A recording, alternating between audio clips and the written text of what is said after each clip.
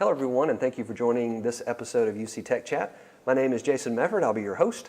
I'm joined by Matthew Hilton, who is Digium's Switchvox Product Marketing Manager. Today we're going to be talking about comparing pricing for UC solutions.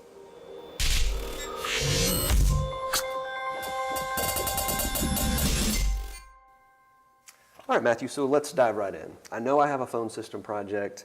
We've budgeted, we've planned. How do I narrow it down to 3 to 5 potential vendors? Sure. So every vendor is going to quote you something a little bit differently. They're all going to look a little bit different on paper. So really, when you're trying to whittle down to the say top 3 to 5 contenders in the space, really what you're looking for is your value for each quote that you're getting. So you're looking to look at the overall quote that each vendor provides you, and you're looking to make sure that it's going to solve whatever business process that you're looking to go through. So whether or not you're looking to get a whole lot of features and really improve your overall business communications plan, or whether or not you're just looking to replace an existing system that's no longer working for you.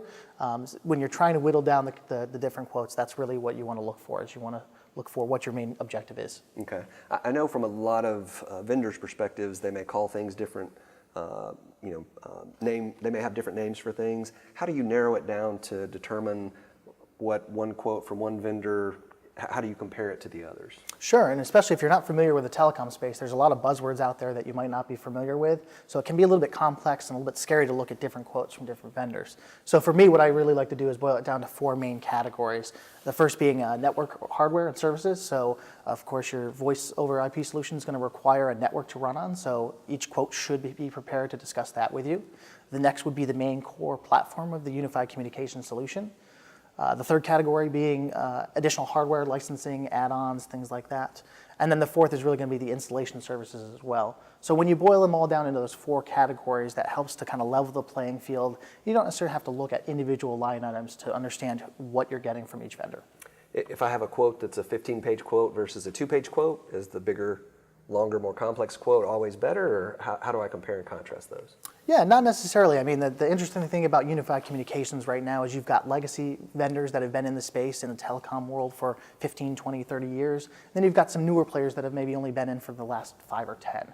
And really, there's a fundamental difference in terms of how they tend to quote their solutions to you. So a traditional legacy vendor, oftentimes they came from a world where they were selling you legacy phone systems that had plug-in cards, and they added on features and functions by physically bolting things onto a system.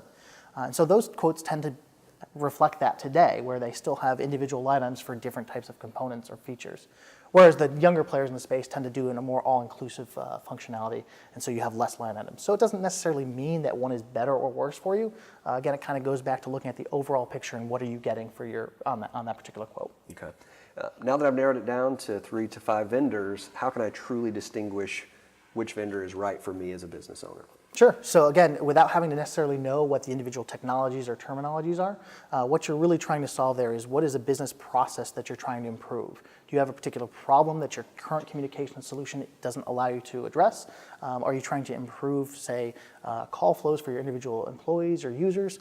And so really, you can kind of take everything out of the quote itself and really just look holistically at the business process aspect and how well does that particular vendor's quote address your concerns. The business process rings true for me. For my sales team, one of the things when we do demos is we don't make it about features, we make it about solving the business needs of that customer and then mapping our features to their needs. So that hit right home. Thank you everyone for joining this episode of UC Tech Chat. We appreciate your time and look forward to you attending our next episode. Thank you.